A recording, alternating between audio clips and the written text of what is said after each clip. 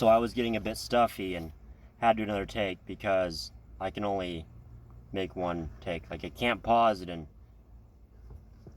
go in for another round, so whatever.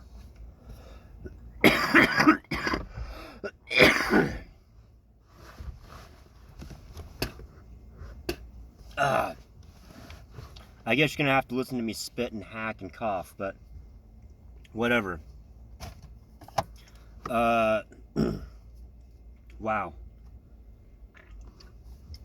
So I'm gonna talk a little bit about how the mythology of Saturn and Jupiter, like many other mythologies, is actually an allegory to the energy of Saturn and Jupiter. So in the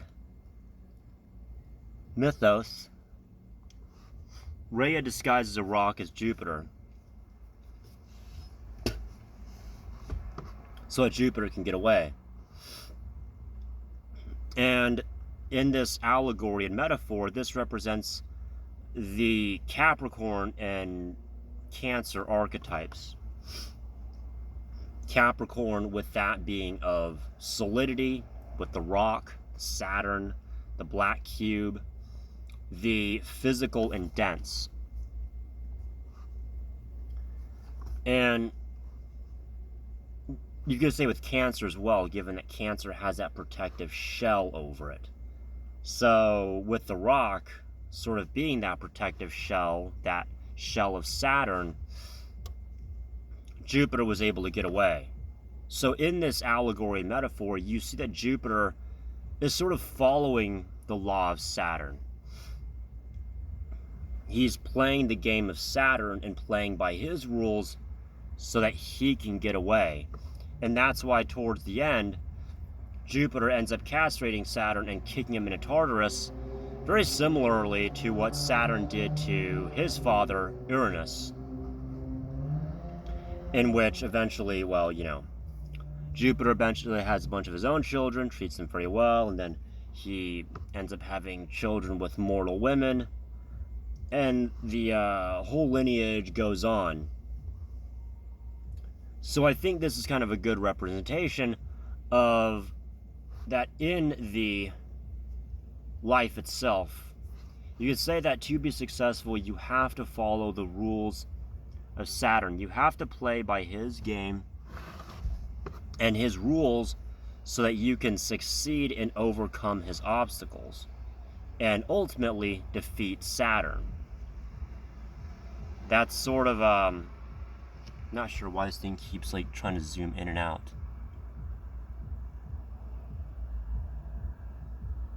Okay, that should do better. So some music in the background, but whatever.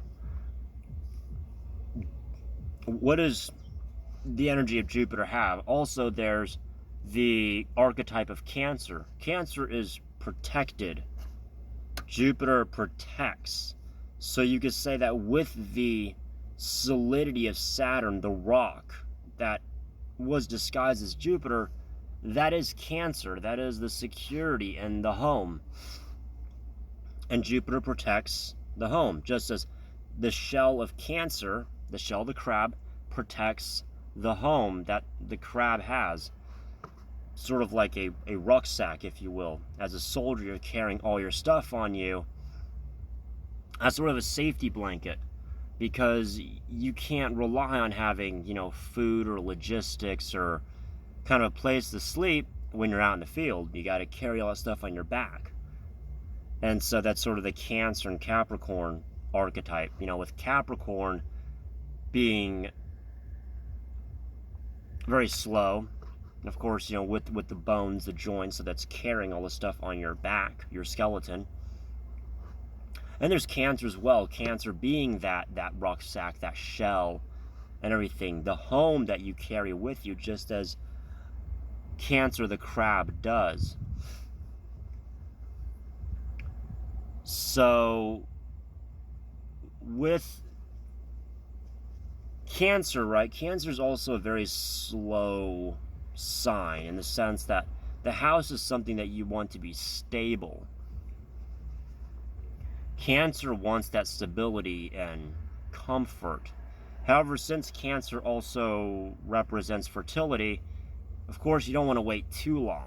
You got to have things quickly, right? You can't, be waiting until you're 30 or 40 or 50 to be successful, because at that point it's going to be harder for you to have children. So there's Cancer, and that it's different, that Capricorn has to kind of work its way up slowly, whereas with Capricorn, it's got to work its way up slowly, my bad.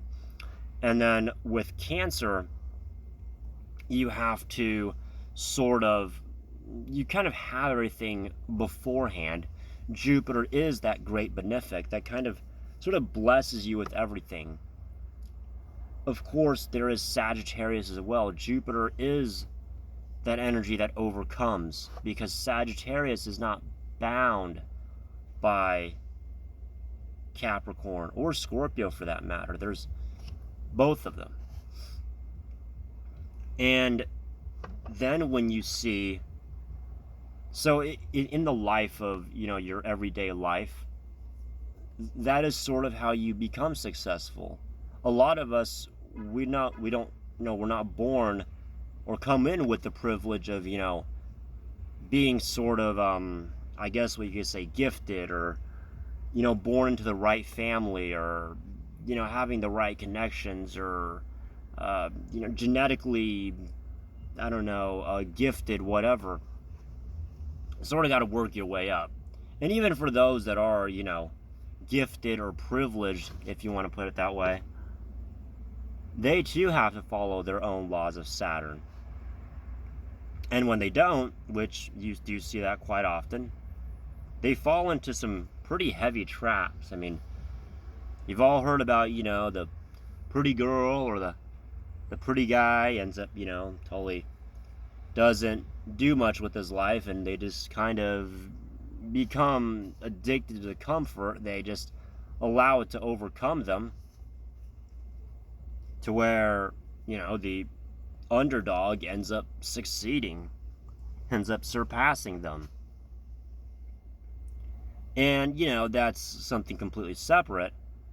Of course, it's merely an archetype. In reality, it's a bit different. Usually you just kind of have an upward spiral or a downward spiral. It's kind of just, it kind of just compounds upon itself. So maybe not the best comparison, but I think that should do it for this one. Take care.